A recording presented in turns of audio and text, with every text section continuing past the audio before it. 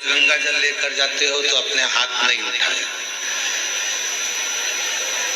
मतलब अभी भी आपके अंदर संशय है कि मेरे घर का जल केवल जल है और हरिद्वार में बह रहा है वो गंगा जल है, अभी भी संशय है।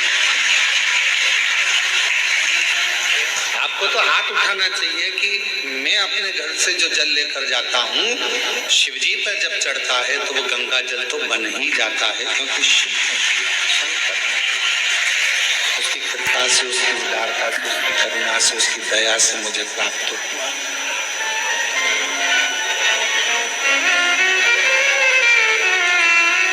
इसको विश्वास करते हैं, इसको भरोसा करते हैं, इसको दृढ़ता करते हैं, इसको प्रबलता करते हैं, इसको भरोसा करते हैं, उसको प्रबलता करते हैं, उसको प्रेम करते हैं, उसको स्नेह करते हैं। कोई पूछे कि आप जल चढ़ाने के लिए आए हो, क्या आपके पात्र में गंगा जल है? आपको तुरंत कह देना चाहिए कि मेरे घर में जो जल है शिव की कृपा से है। संसार में चाहे खड्डे का जल हो, पृथ्वी का जल हो, नदी का जल हो, हैंडपंप का जल हो, कुएं का जल हो, बावड़ी का जल हो, बोर का जल हो, चाहे बारिश का जल हो, ये जल दिया किसने? तुम कहीं से लेकर आए थे क्या? जल देने वाला भी मेरा देव अधिदेव महादेव है, उसी का दिया हुआ हम उसी को समर्पित कर रहे हैं। तो ये भाव होना चाहिए कि मेरे पास जो जल है वो शंकर का गंगा जल ही है और गंगा जल ही मैं शिव को समर्पित कर। अपना कुछ है वो सब शिव का है, अपने पास जो कुछ है वो भगवान देव अधिदेव महादेव का है, हमारे पास कुछ सब शिव का। तेरी कृपा बिना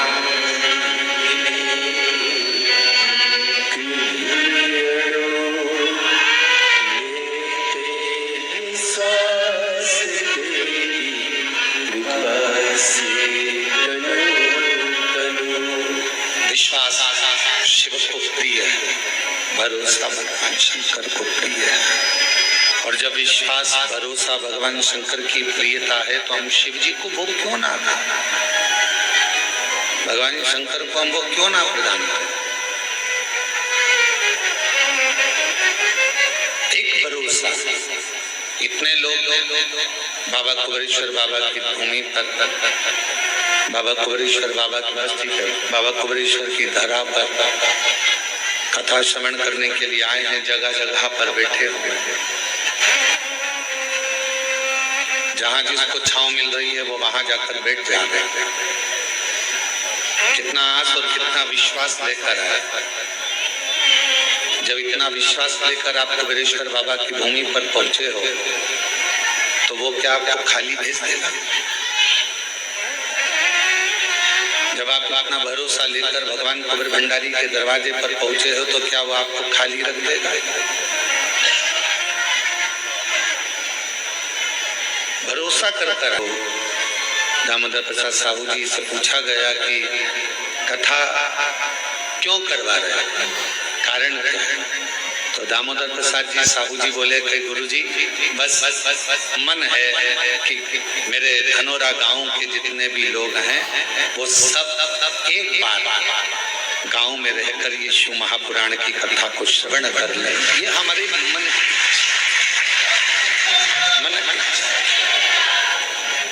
मैं दामोदर प्रसाद जी आपसे कहूंगा साहू जी, आप भले कथा कुबेरेश्वर धाम पर करा रहे हो पर आपका पूरा धनोरा गांव ये कथा का लाभ ले रहा है और पूरा धनोरा गांव आपके साथ।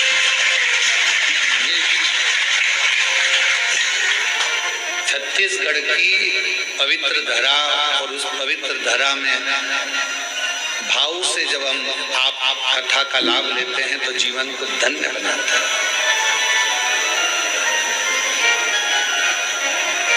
अब जितना विश्वास लेकर इतने शिव भक्त इतने भरोसे के साथ यदि यहाँ आए हैं, कोई दिल्ली से, कोई पंजाब से, कोई गुजरात से, कोई महाराष्ट्र से, कोई हरियाणा से, कोई छत्तीसगढ़ से, कोई ना जाने कहां कहां से आप लोग आए हैं यहाँ कोई बिहार, कोई बंगाल, यहाँ पहुंचे हो तो एक भरोसा लेकर ही तो आए। शिव जी की अविरल भक्ति को जब आप करें, भगवान शंकर की महापुराण की कथा को जब आप श्रवण करने के लिए बैठे हो, तो जहां जगह मिल जाए वहां बैठकर जब दिल लगाना शिव से, हृदय लगाना शंकर से। क्यों? एक तो कुबेरेश्वर धाम पहुंचना कठिन है, और यदि पहुंच गए तो कुबेरेश्वर धाम की पवित्र भूमि पर बैठकर कथा श्रवण करना कठिन। इतनी परीक्षा शिव लेते हैं कि आप कथा श्रवण करने के लिए बैठोगे तो कुछ ना कुछ अड़चने आती रहेगी, और अपने मन को बाबा में लगा लेना और उससे अपने दिल की बात कहते रहना। वो श्रवण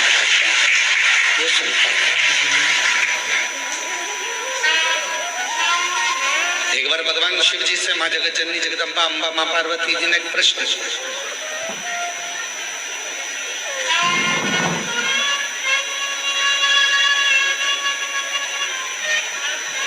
जब चंद्रदेव को काया का रोग हो गया, और चंद्रदेव को जब काया का रोग हुआ, काया का रोग इतना बढ़ गया कि चंद्र की काया का रोग समाप्त नहीं हुआ।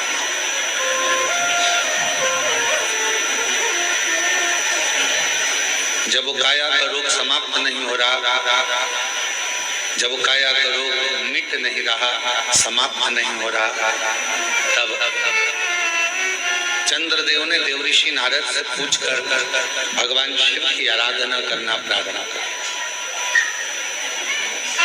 शिव जी की साधना करना प्रारंभ किया। तो पार्वती जी ने एक प्रश्न किया शिव जी से, क्या चंद्र की काया का रोग मिट जाएगा? क्या चंद्रदेव की काया का रोग समाप्त हो जाएगा? शंकर भगवान मुस्कुराकर बोले कि चंद्र के अंदर एक अभिमतता थी, कि उसके अंदर एक अभिमान था कि मैं बड़ा सुंदर हूं और मेरी सारी रानियां इतनी हैं, उन रानियों के साथ में घिरा रहता।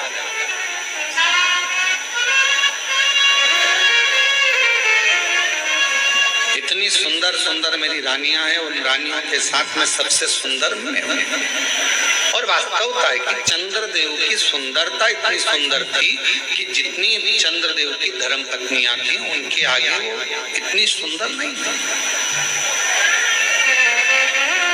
चंद्र बड़े सुंदर थे। तो पार्वती जी ने प्रश्न किया, क्या चंद्रदेव जो काया के रोग से ग्रसित हैं, चंद्रदेव जिनको काया का रोग हो गया है, चंद्रदेव जो काया के रोग से ग्रसित हो गए हैं, क्या उनका रोग मिट जाएगा? शिव जी मुस्कुराते हैं, क्या शिव जी पे जल चढ़ाने से रोग मिट जाएगा? क्या शंकर जी पर एक बेलपत्र चढ़ाने से, क्या शहद लगाकर बेलपत्र चढ़ाने से क्या उसका सफलता मिल जाएगी? हंसते हैं। इसीलिए पूरी दुनिया में ऐसा कहीं नहीं मिलेगा जो कुबेरेश्वर धाम पर एक ऐसे कमरे का निर्माण कराया जा रहा है जिस कमरे में चारों तरफ कांच रहेंगे, और दुनिया के लोग जो जिनका कार्य हो जाता है, जो पत्र लिखते हैं, वो पत्र उस कमरे में भरे जाएंगे, जिससे युगों युगों तक वो पत्र रहे और दुनिया के लोगों को मालूम पड़े कि शिव कैसे। एक लोटा जल सारी समस्या का हल कैसे हो सकता है, वो उस कमरे में रखे हुए करोड़ों करोड़ों पत्र उसका जवाब दें। आने वाली पीढ़ियां जब उस पत्र को निकालेगी, पढ़ेगी, तो उसको मालूम पड़ेगा कि हमारे भारत सभ्यता में, हमारी भारत संस्कृति में, हमारे भारत के संस्कारों में शिव जी की आराधना का कितना फल है कि करोड़ों पत्र इतने रखे हुए हैं और बाबा देवाधिदेव महादेव एक लोटे जल से उनके दुख को मिटा दिए हैं। ये पत्र प्रमाण है।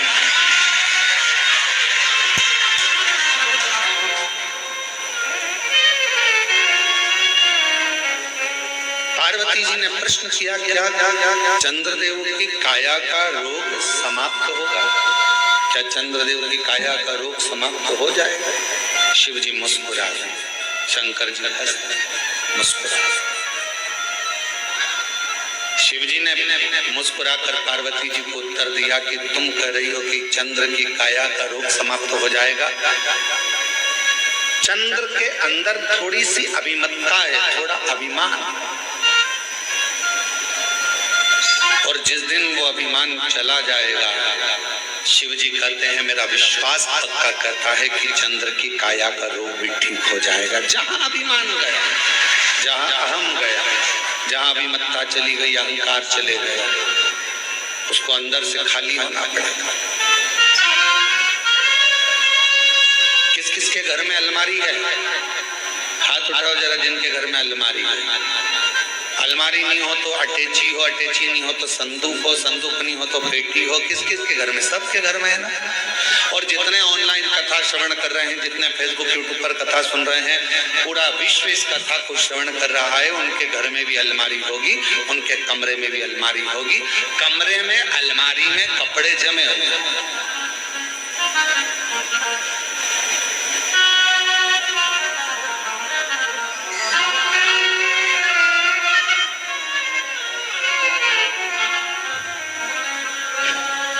नितिन जी है, नितिन जी अलमारी है? आओ, कमरे भरे, अलमारी में कपड़े भरे हैं? अच्छा ठीक है। अब मान लो अलमारी भरी पड़ी हुई है, उसमें अलग से कपड़े डालोगे तो जाएंगे क्या?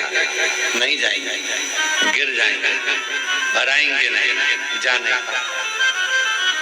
मेरी माताओं, तुम्हारे कमरे में, तुम्हारे रसोई घर में मसालदान, मसालदान जानते क्या बोलते? मसालदानी, हमारे यहाँ मसालदानी बोलते हैं, जिसमें मसाला भरा जाता है। उसके हल्दी उसके अंदर भरी है, डब्बे में नमक भरा हुआ है, मिर्ची भरी हुई है, उसको दबा दबा कर तुमने भर दिया। अब उसमें जगह नहीं है तो कैसे भरोगे? भराएगा क्या? क्या करना पड़ेगा? मसाला भरने के लिए मसालदानी को खाली करना। अलमारी में कपड़े रखने के लिए अलमारी को थोड़ा खाली करना पड़ेगा। उसी तरह भगवान तो तुम्हारे हृदय में आकर बैठने को तैयार बैठा है, पर अंदर इतना अहंकार भरा हुआ है, अंदर इतना लोभ भरा हुआ है, अंदर इतनी तृष्णा भरी हुई है, अंदर इतनी आसक्ति भरी हुई है, अंदर इतना इतना काम भरा हुआ है कि परमात्मा कह रहा है कि पहले इसको खाली कर दे तो मैं तेरे अंदर आकर बैठ जाऊं। और मैं बैठ जाऊंगा, खाली नहीं होगा तो बैठ नहीं पाऊंगा। भीतर से थोड़ी सी अभिमत्ता को, थोड़े से अहंकार को खाली कर, को थोड़ा अभिमान खाली करना पड़ेगा। अपने भीतर से अहम को थोड़ा खाली करना पड़ेगा।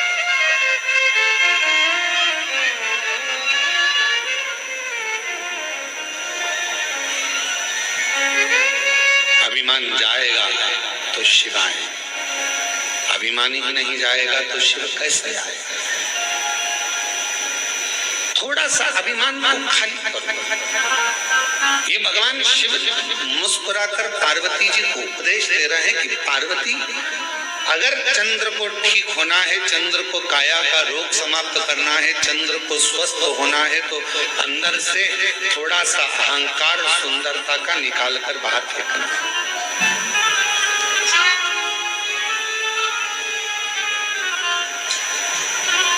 कई लोग कहते हैं एक लोटा जल चढ़ाने से क्या क्या दुख मिट जाएगा। हमने कहा चढ़ाकर देखिए, चढ़ाकर देखिए।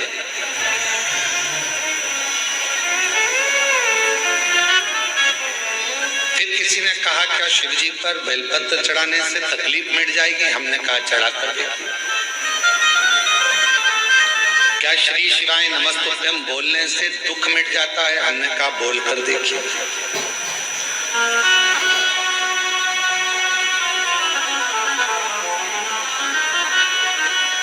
उसको महसूस तो करो।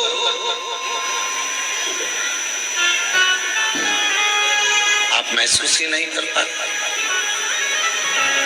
मिलेगा, दुख भी कटेगा, तकलीफें भी कटेगी, कष्ट भी मिटेगा, बीमारी भी मिटेगी।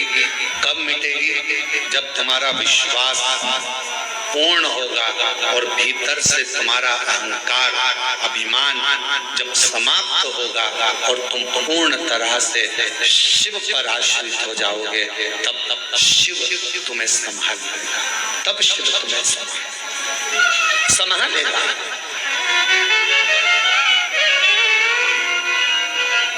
मेरे बच्चे बैठे हुए हैं, मेरी बेटियां बैठी हुई हैं, मेरी जीजियां बैठी हैं, मेरे जीजा बैठे हैं, मेरे माता पिता यहाँ बुजुर्ग बैठे हुए हैं, और जितने यहाँ कथा श्रवण कर रहे हैं या ऑनलाइन कथा श्रवण कर रहे हो आस्था चैनल के माध्यम से, आपसे पूछूं, आप अपने बच्चे को अगर गाड़ी सिखाए हो, बच्चा गाड़ी सीखता है तो पापा पीछे बैठते हैं, बच्चे को कहता है धीरे चला धीरे चला धीरे चला, बच्चा कहता है पापा गिर जाऊंगा, पापा कहते हैं नहीं गिरेगा, मैं बैठा हूं ना पीछे, क्यों चिंता करता है, चल गियर लगा, नीचे से ऐसा कर, धीरे से ब्रेक लगा, देख मोड़ आ रहा है, सावधानी से मोड़, पापा गिर जाऊंगा, तू क्यों चिंता करता है, मैं बैठा हूं ना। एक पत्नी जब गाड़ी सीखती है तो पति पीछे बैठकर उसको सिखाता है, और पत्नी कहती है मुझे आती नहीं है, तू क्यों चिंता करती है, मैं बैठा हूं ना तेरे साथ, क्यों चिंता करती है, चल मैं गाड़ी सिखाता हूँ तेरे को। पत्नी ने पहली बार गाड़ी ली, डोल रही है, हिल रही है गाड़ी, समझ नहीं आ रहा, मैं गिर जाऊंगी, पति बोल रहा है मैं हूं ना, तू क्यों चिंता करती, मैं हूं तेरे साथ, चल।